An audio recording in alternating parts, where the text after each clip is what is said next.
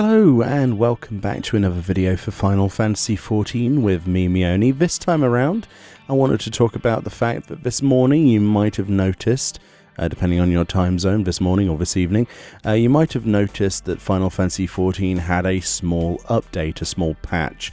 Of course, for most people that would have been downloaded and installed instantly, but people with lesser internet connections would have gone, what exactly is this? What is this, thing that's taking a few minutes? Well, effectively, Final Fantasy XIV has had some new hotfixes that went live today, June the 2nd, 2021. The following adjustments then have been made. Let's read through these. It says, in the following content, players will be granted invulnerability for a certain period of time upon being moved immediately into a sealed area where the battle has already commenced. This will be in Delabrum Regine, which is going to bring a lot of happiness to some people, especially if you're sorting out your lost actions before actually getting teleported into the first boss there.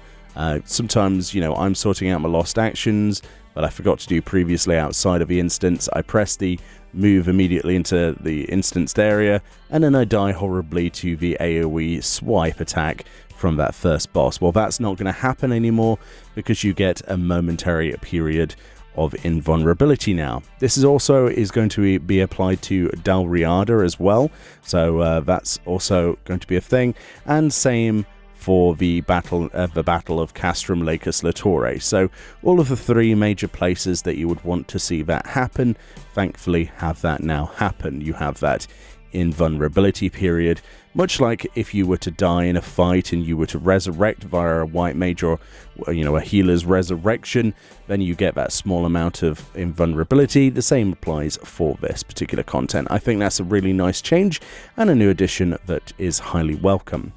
Also, there were several issues with the new content, and indeed some of the old content to do with Save the Queen, that they have been adjusting and addressing with this hotfix.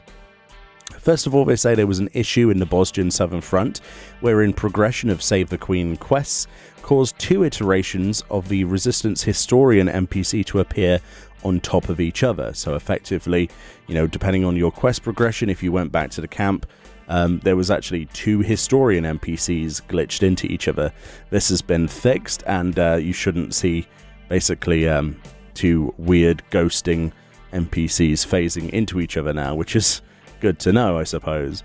Also, there's an issue with the critical engagement, the Broken Blade in Zadnor, wherein the hyper-tuned Dabog was immobile under certain conditions. So they've fixed that, they've addressed that, so maybe there was some kind of glitch that was causing him to just be basically a punching bag and not putting out any actual abilities. That's been addressed, so you should see him actually kick your ass a little bit harder these times without just getting paralyzed occasionally. I personally haven't seen this, but that was apparently an issue.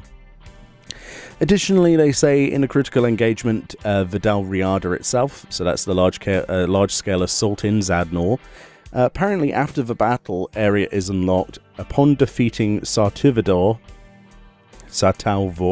the Inferno, attempting to proceed by using an action in which a player is moved across large distances would incapacitate the player. So this worked, for example, with ninjas or, with black mages, manipulating across the entire battlefield. Apparently there was an issue that could kill you if you use those abilities. So that has also been addressed, which is good. There's also, there was an issue in the shifting oubliettes of Ligaia, so we're on to treasure map dungeons now, wherein the server would crash under certain conditions.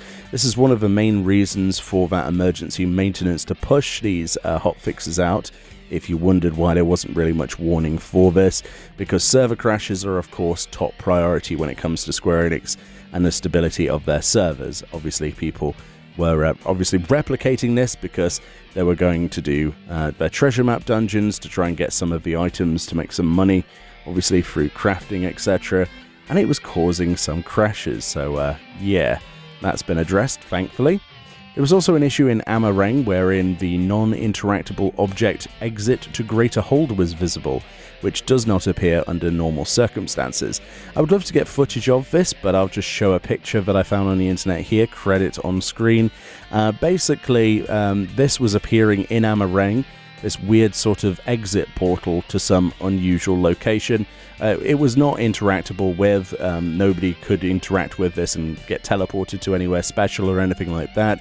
It was just a weird bug that was introduced when they added patch 5.55. So that is no longer there, so say goodbye to your mysterious Greater Hold teleport. I hope people enjoyed that whilst it lasts.